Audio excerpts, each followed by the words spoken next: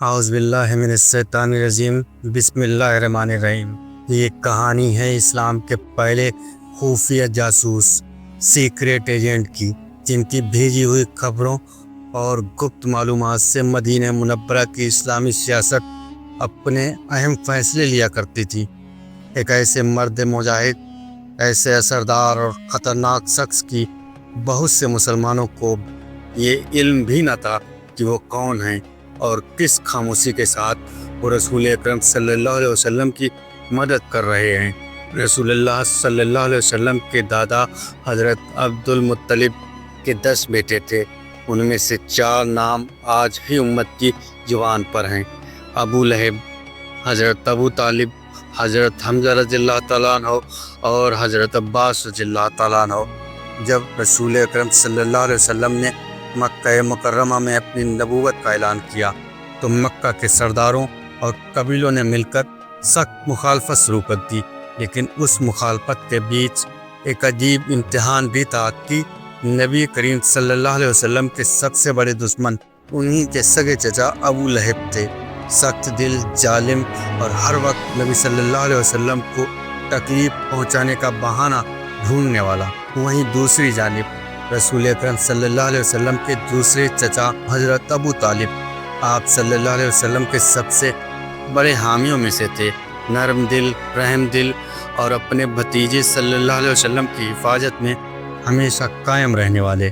پھر وقت نے کروٹ بدلی اور حضرت حمزہ رضی اللہ تعالیٰ عنہ نے اسلام قبول کیا، ایک شیر دل بہادر اور اللہ کے راستے میں جانشار کرنے والے مجاہد۔ اور پھر آتے ہیں وہ شخص جنہوں نے اسلام کی بنیادوں کو بنا نام کے مضبوطی دی، حضرت عباس رضی اللہ تعالیٰ عنہ، ایک بڑے تاجر، سیاسی سمجھ رکھنے والے اور دور اندیشی میں بے مثال انسان، جو مکہ میں رہتے ہوئے بھی چھپ کر اپنے بھتیجے صلی اللہ علیہ وسلم کی مدد کرتے رہے، مگر ظاہر میں تٹسھ اور بے نقاب نظر آتے تھے۔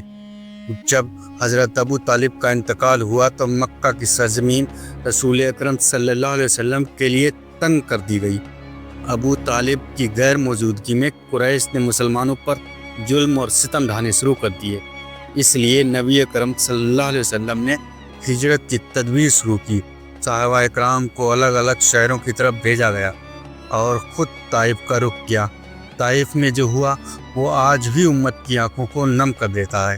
طائف کے غموں کے بعد جب رسول اکرم صلی اللہ علیہ وسلم مکہ لوٹے تو مکہ والوں کو لگا کہ اب نبی صلی اللہ علیہ وسلم کا راستہ بند ہو چکا ہے، لیکن اسی سناٹے بھری رات میں مدینہ کی ایک چھوٹی قوم نے، جو حج کے لیے مکہ آئی تھی، رسول اللہ صلی اللہ علیہ وسلم سے رات کے اندھیرے میں ایک خفیہ ملاقات کی اجازت مانگی۔ نبی صلی اللہ علیہ وسلم کی رحمت نے اجازت دی اور وہ رات ہجرت نبی کی شروعات بن گئی۔ مکہ کے لوگ نیند میں تھے اور مدینہ کے کیمپ سے 73 مرد اور 2 عورتیں رات کے اندھیرے میں نکل پڑے، ایک پہاڑی کے سائے میں، جہاں 2 نورانی ہستیاں ان کا انتظار کر رہی تھیں۔ ایک تھے سرور کائنات صلی اللہ علیہ وسلم اور دوسری شخصیت تھے حضرت عباس رضی اللہ تعالیٰ عنہ۔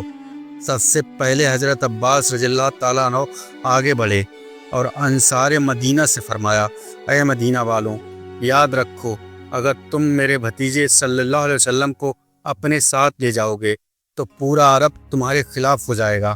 اگر تم ان کی حفاظت اور نصرت پر قائم رہ سکو تو یہ منظور ہے، ورنہ انہیں یہیں چھوڑ دو، کیونکہ بنو ہاشم ان کے سرپرست ہیں اور رہیں گے۔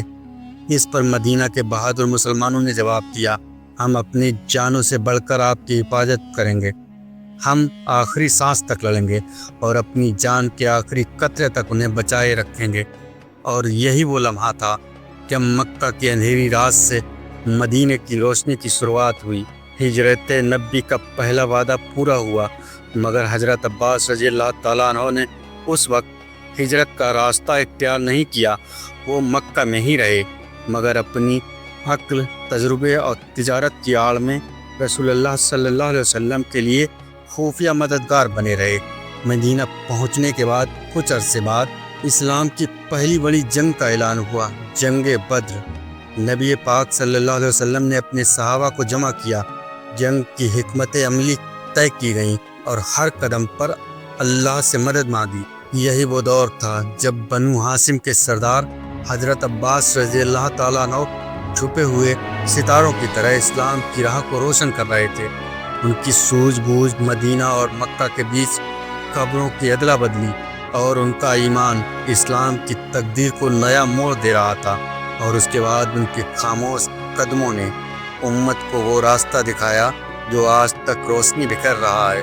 اس جنگ بدر میں جہاں ایمان کی روشنی کفر کے اندھیروں سے ٹکرانے والی تھی، تمام صحابہ اپنے اپنے گھرانے، اپنی اولاد اور اپنے خاندانوں کے ساتھ مکہ کی مٹی پر اپنے جان و مال کو اللہ کی راہ میں قربان کرنے کے لیے تیار تھے۔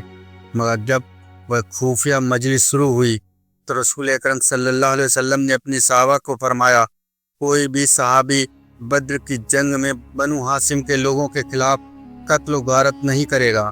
یہ سن کر ایک صحابی باہر نکلے اور حیرانی کے عالم میں اپنے ساتھیوں سے کہنے لگے، عجیب بات ہے، ہم اپنے ہی خاندان والوں سے جنگ کریں گے مگر بنو ہاشم سے نہیں۔ جب یہ بات حضرت عمر فاروق رضی اللہ تعالیٰ عنہ تک پہنچی تو ان کا دل غیرت سے بھر اٹھا۔ انہوں نے اجازت مانگی، یا رسول اکرم صلی اللہ علیہ وسلم، مجھے اجازت دیجیے، میں اس کا سر قلم کر دوں۔ مگر رسول اکرم صلی اللہ علیہ وسلم نے انہیں روکا، فرمایا، نہیں عمر، رہنے دو۔ کچھ ہی دنوں بعد دونوں لشکر آمنے سامنے کھڑے تھے۔ کفار کی فوج میں ہر قبیلے کے لوگ موجود تھے مگر بنو ہاشم سے صرف 3 افراد اس لشکر میں تھے اور ان میں سے ایک تھے حضرت عباس رضی اللہ تعالیٰ عنہ۔ جب تلواریں چمکیں اور میدان بدر گرج اٹھا تو مسلمان اپنے اپنے قبیلوں سے لڑے، مگر جب کوئی نظر بنو ہاشم کے کسی افراد پر پڑتی تو مسلمان جان بوجھ کر نگاہ پھیر لیتے، ادھر ادھر دیکھنے لگتے تاکہ کہیں بھول سے بھی رسول اکرم صلی اللہ علیہ وسلم کے گھرانے کا کوئی افراد زخمی نہ ہو جائے۔ لڑائی جاری رہی، ہوا میں تکبیر کی صدائیں گونجتے رہیں اور آخر کار اللہ کی نصرت آئی اور اسلام کو فتح نصیب ہوئی۔ جب بندیوں کی گنتی ہوئی تو ان میں سے ایک نام سب سے الگ چمک رہا تھا۔ وہ نام تھا حضرت عباس ابن عبد المطلب رضی اللہ تعالیٰ عنہ، یعنی رسول اللہ صلی اللہ علیہ وسلم کے چاچا۔ رسول اللہ صلی اللہ علیہ وسلم نے فرمایا، ہر قیدی اپنی اپنی فدا یعنی رہائی کی رقم دے کر آزاد ہو سکتا ہے۔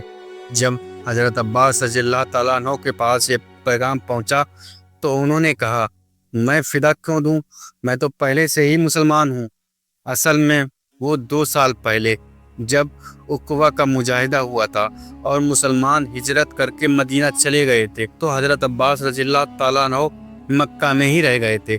وہ مکہ کے ایسے سخت تھے جو ہر خبر، ہر چال، ہر یوجنا سے واقف رہتے تھے اور وہی پوری سوچنائیں خاموشی سے مدینہ پہنچایا کرتے تھے۔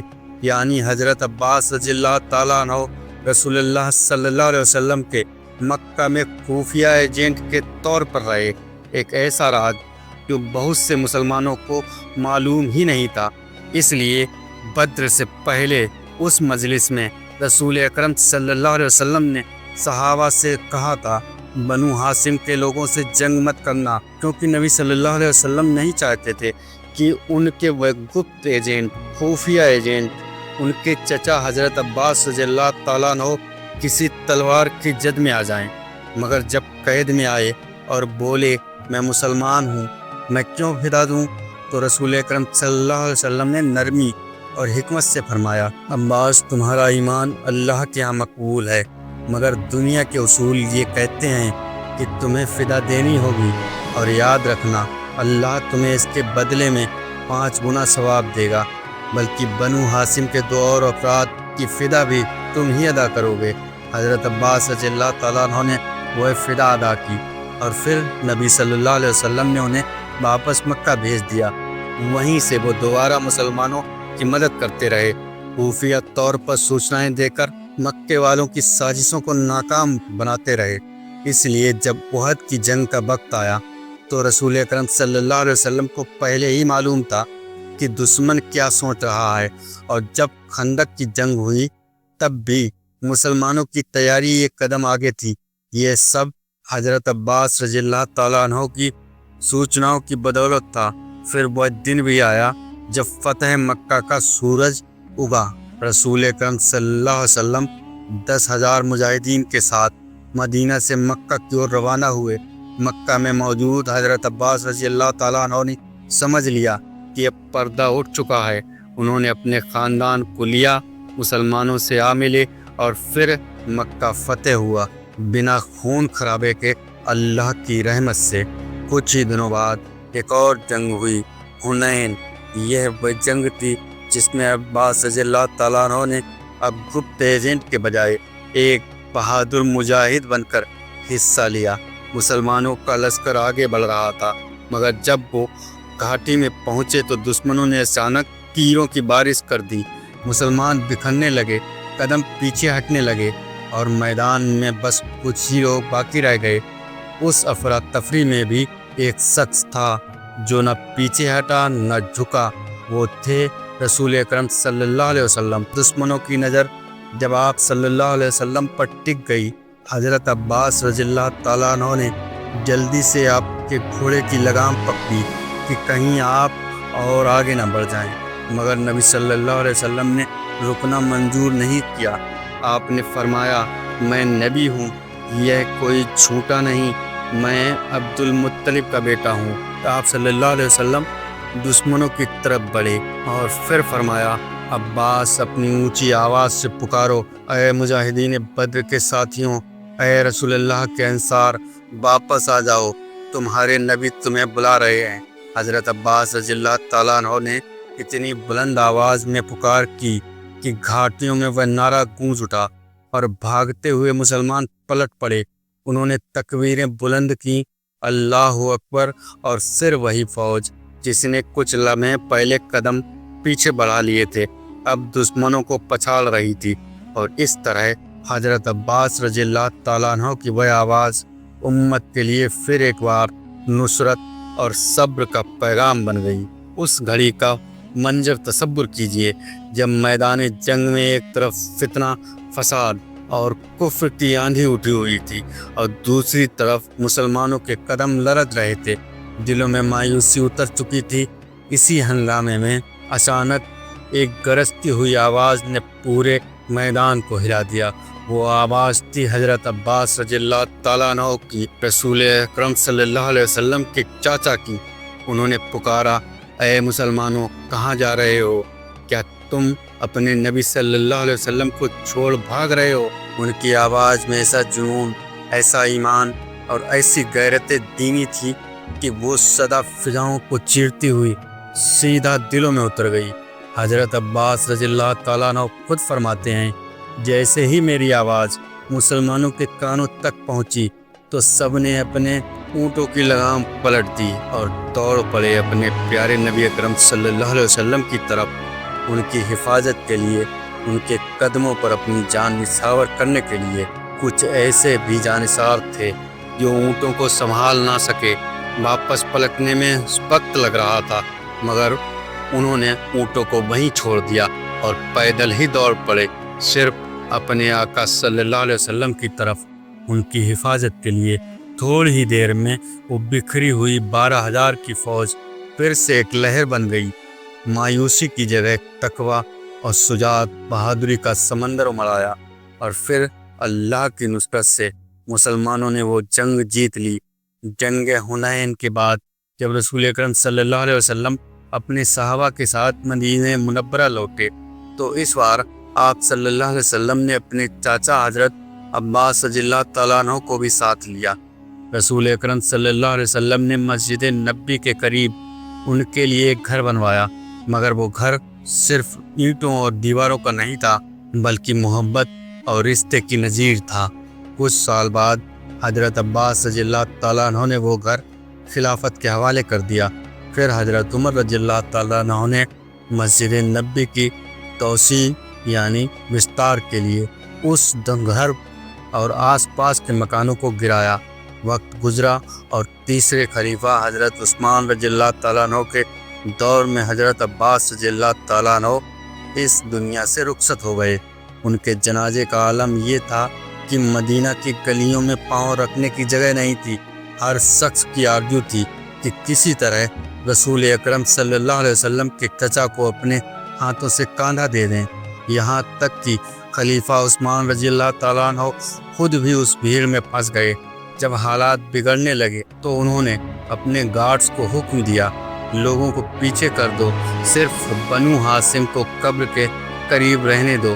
اور اس طرح مدینہ کی پاک زمین نے اپنے دامن میں رسول اکرم صلی اللہ علیہ وسلم کے چچا، اسلام کے پہلے سیکریٹ ایجنٹ، خفیہ اسپائی اور آنے والی عباسی خلافت کے بزرگ حضرت عباس رضی اللہ تعالیٰ عنہ کو سنبھالیا۔ وقت گزرا، خلافت راشدہ کا دور ختم ہوا اور بنو امیہ کی حکومت قائم ہوئی، مگر تقریباً 1 صدی بعد اسی حضرت عباس رضی اللہ تعالیٰ عنہ کی نسل سے خوش بہادر ولی زادے اٹھے اور دنیا میں ایک نئی صبح پیدا ہوئی۔ وہ تھی عباسی خلافت، جس کا نام انہوں نے اپنے دادا حضرت عباس رضی اللہ تعالیٰ عنہ کے نام پر رکھا۔